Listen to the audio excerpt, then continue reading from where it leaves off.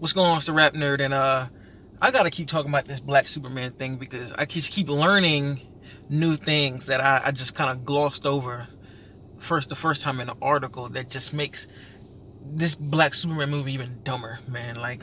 So for one, my last video, and hell, people even telling me that they said that like, oh, it's Kal-El, that's still his name, but I'm like, no.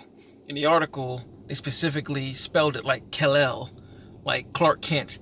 And then the writer of the article even quote tweeted it. I'm gonna post it if I can find it, but I can't post it, this is live. But anyway, they quote tweeted it and said the Superman in this story, in fact, is Kal-El, but that could change. So that says right there, they're doing a race bent Clark Kent. And what I think they're gonna try to do is make Clark Kent black, but give him Val-Zod or Calvin Ellis' story, which I think is stupid. Like, bro, that is such a slap in the face, man, to all of the great black characters that I named. I mean, like I said, in the last video, you can look them up. There's mad black DC characters that are dope and need more recognition to be pushed up, man. Like, this is the reason why we can't get representation now, of all races and nationalities, you know what I'm saying? Like, because they don't feel like these characters can stand on their own. And to me, that's just a slap in the face, bro. Like, it's just dumb. It doesn't make sense. And to be real with you,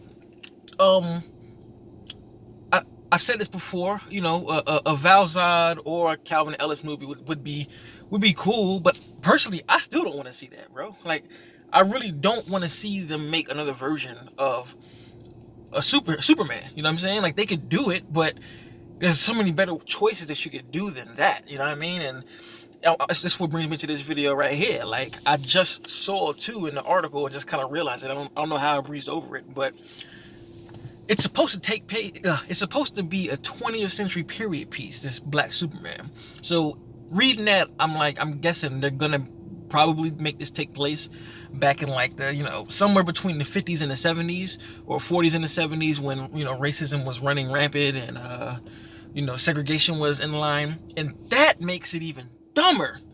Oh my God, that is so stupid.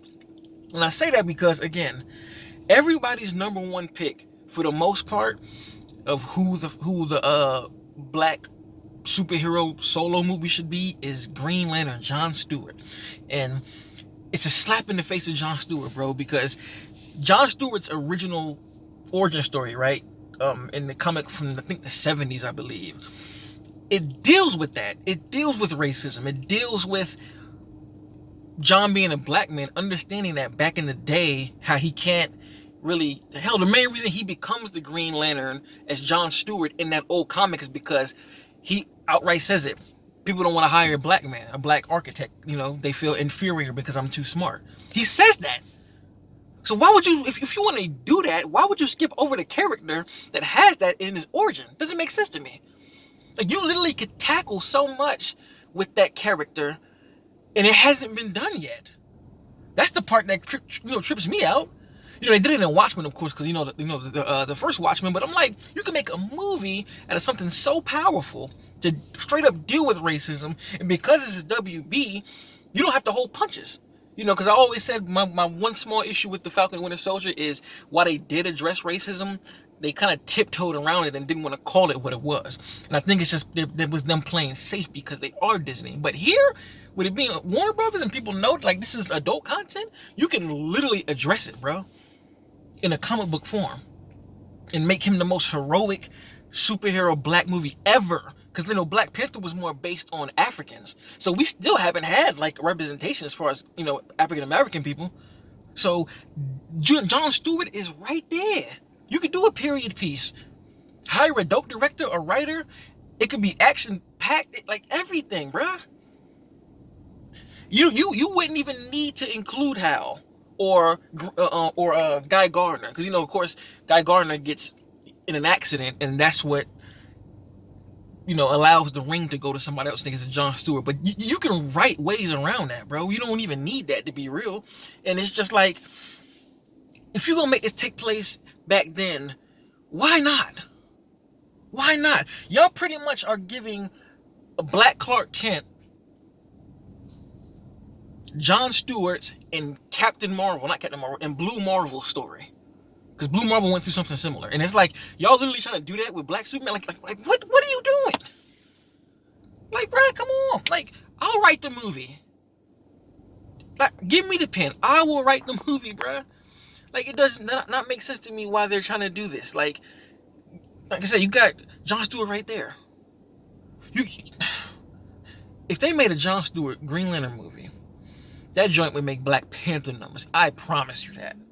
That's not to say Superman movie won't, because I don't know what the general audience thinks of this, but I can pretty much, I don't know. It's not a good look, especially with the stuff WB's been doing lately with, and that to me just makes it worse. It's like all the games they've been playing with these articles and, regards to racism, and then she's like, you want to make a Black Superman. Like, this to me is the version of, oh, I got black friends, so I'm not racist. When you actually said it in the actual article. So this is just the next step of that.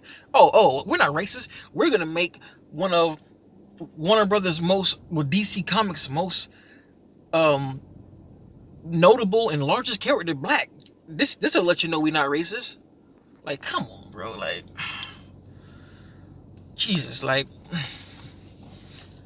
I said this time and time again, I don't think this is a good look. They continue to just make fools of themselves. And it's crazy because you had a guy, Zack Snyder, and hashtag Restore Snyderverse. After reading the interview, seeing the interview he said today, Restore Snyderverse, bro. You had a guy who was literally going to include Jon Stewart in his movie. You could have built off, like, that's ridiculous, man. Like, I just don't get it. I do not get it. Not happy about this.